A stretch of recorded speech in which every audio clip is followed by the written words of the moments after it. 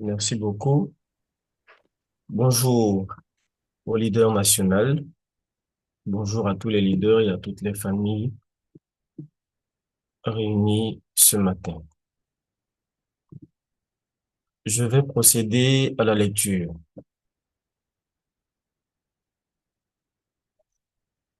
Jugez le bien et le mal. Avec quoi jugeons-nous le bien et le mal? Cela peut se faire en discernant si nos désirs sont centrés sur nous-mêmes ou non. Ainsi, vous devez toujours vérifier sur qui vos désirs sont centrés. Autrement, vous pourriez penser, je suis moi, à moi-même suffisant. Mais ce n'est pas l'attitude d'un croyant. Une personne de foi sait et reconnaît quel est le partenaire objet de l'être absolu. Elle sait de qui il est l'objet, tout comme une femme mariée sait à qui elle appartient une fois mariée. On ne peut plus vivre selon son bon désir. Ce n'est pas exagéré de dire qu'il faut descendre une grande et solitaire colline de mort si l'on ne fait pas passer ses désirs et ses émotions par le sujet, car en agissant autrement, l'objet devient lui-même la cause et il finit piégé par sa propre position.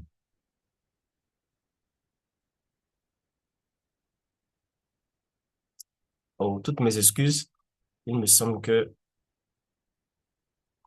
je me suis trompé de contenu. OK. Ce que nous devons lire donc, c'est la coopération mère-fils. La Bible raconte comment Jacob, avec la coopération de sa mère, alla recevoir la bénédiction à l'aide du potage de lentilles et comment Ésaü, rempli de haine, voulut le tuer, obligeant Jacob à fuir. En observant cet épisode, nous pouvons discerner le contenu et la cause du coup d'Abel dans la famille d'Adam. En effet, les causes peuvent être comprises à travers leurs résultats. Bien que la Bible ne dise presque rien sur les mères, après la famille d'Adam, nous retrouvons à plusieurs reprises le motif providentiel de la coopération mère-fils. Noé eut une épouse noble et vertueuse. Abraham également avait une épouse remarquable pour sa foi. Sans elle, Abraham n'aurait jamais pu devenir Abraham. La Bible rapporte que la femme d'Abraham fut enlevée par le roi des gentils, mais lorsqu'elle revint, elle apporta avec elle beaucoup de richesses. Il en fut de même pour Rebecca, l'épouse d'Isaac et mère de Jacob. Ce même modèle se répète avec la mère de Moïse et enfin Marie, la mère de Jésus. Ainsi, Dieu ne peut accomplir sa dispensation sans qu'une femme soit placée au centre. Et les figures centrales qui ont perdu leur femme ne peuvent se tenir dignement devant Dieu. Finalement, Jésus lui-même ne put trouver Ève et fut conduit à la croix. Si Marie était restée avec Jésus, était restée une avec Jésus jusqu'à la fin, prête à risquer sa propre vie pour lui, les gens n'auraient jamais douté de lui.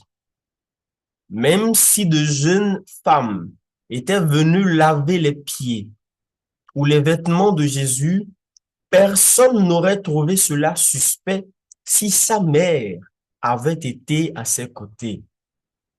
Peut-être Caïn, dans son mécontentement, alla-t-il se confier à sa mère, lui exposant ses plaintes et multipliant ainsi ses sentiments négatifs. Rien n'est écrit dans la Bible sur la manière dont Caïn géra ses émotions, mais toute plainte se développe par le donner et recevoir. Si elle reste sans écho, elle finit par s'éteindre avec le temps. Aussi forte qu'une rancune puisse être, elle ne croît en puissance que si elle trouve un partenaire de donner et recevoir en position de sujet. Sans cela, elle finit toujours par se dissiper. Ainsi, nous pouvons imaginer qu'il y eut donner et recevoir entre Caïn et quelqu'un, vraisemblablement sa mère. Après le meurtre d'Abel, les proches de la famille dirent: qu'on tue Caïn, et ils voulurent l'exécuter. Mais Caïn pria avec repentance, et après cela, Dieu mit un signe sur lui, disant: ne le tuez pas. Aujourd'hui, nous sommes bien plus développés que Caïn, plus logiques, plus intelligents, plus éclairés. La différence entre lui et nous, c'est que nous savons que nous existons selon le désir de notre sujet, que nous avons aujourd'hui un sujet à qui confier nos difficultés. Ainsi, nous n'avons pas besoin de souffrir inutilement de nos ressentiments personnels. Les souffrances individuelles affaiblissent l'esprit, tandis que les souffrances pour le bien public fortifient la vie spirituelle.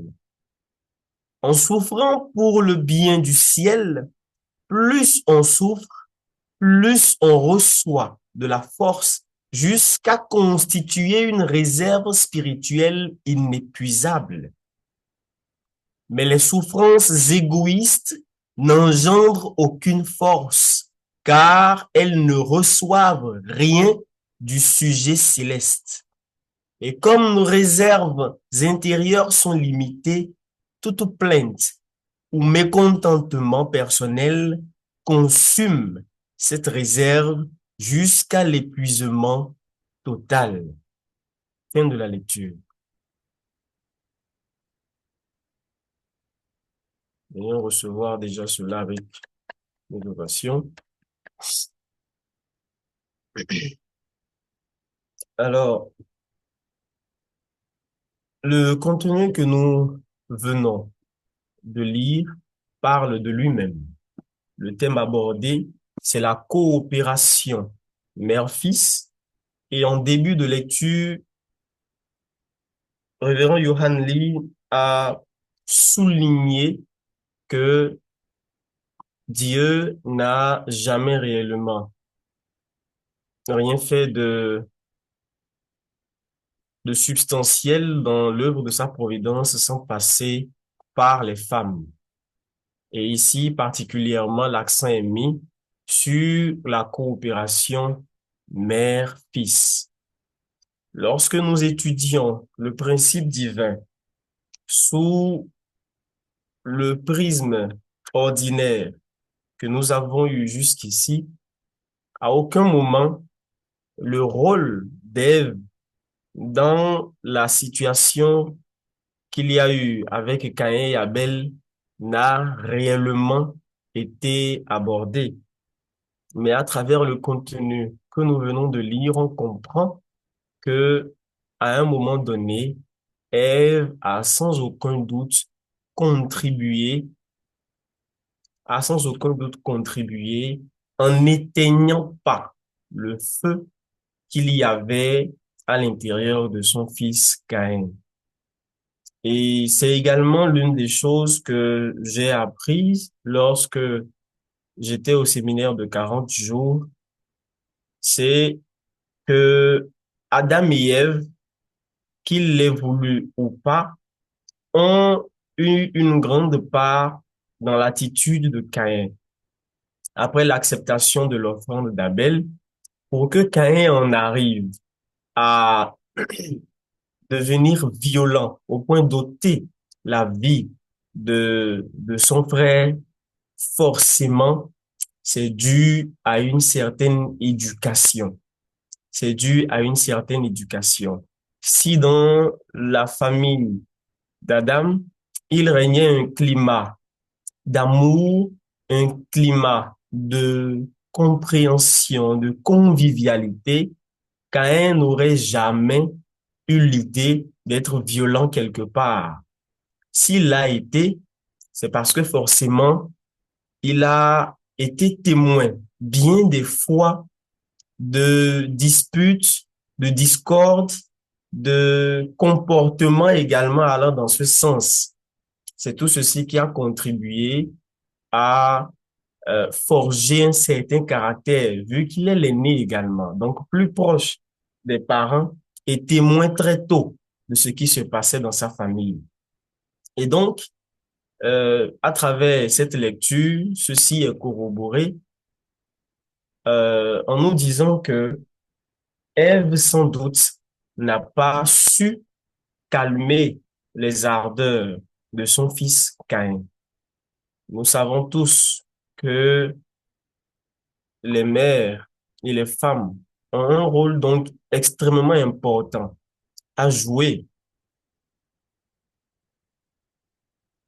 Et si nous devons rapporter cette situation à nous, il nous est dit que dans les difficultés, dans des situations où nous avons du ressentiment, où nous avons un mécontentement, il ne faut surtout pas se centrer sur nous-mêmes, mais il nous faut plutôt chercher, euh, chercher des repères différents.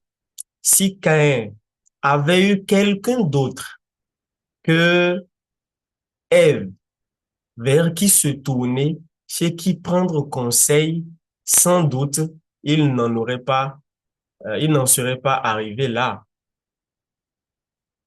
Il n'en serait pas arrivé là. Et lorsque, même dans le mécontentement, nous avons des idées, nous avons du ressentiment, nous avons des pensées qui germent en nous, si elles ne trouvent pas écho quelque part, elles ne pourront pas grandir.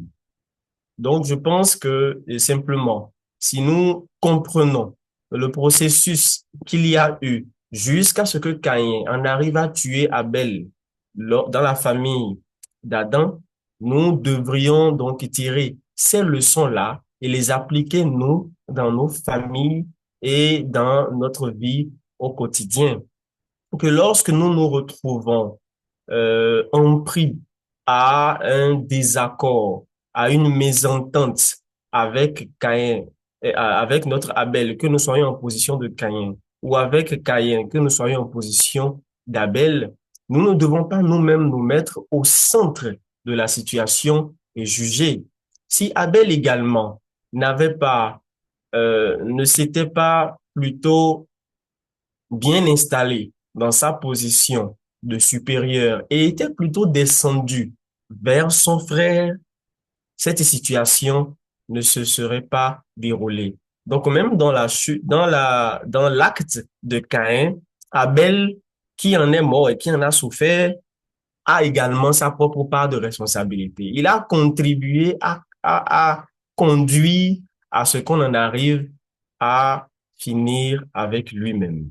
Donc, nous devons tous, Caïn ou Abel, parents ou enfants, frères et sœurs, nous devons tous faire un effort pour regarder toujours les choses d'un point de vue différent, prendre le point de vue de Dieu, mais surtout essayer de se mettre dans les chaussures de l'autre pour comprendre comment il voit et comment il traverse la situation dans laquelle il se trouve, et cela nous amènera forcément à nous-mêmes agir autrement, à nous comporter autrement, parce qu'on verrait les choses également autrement.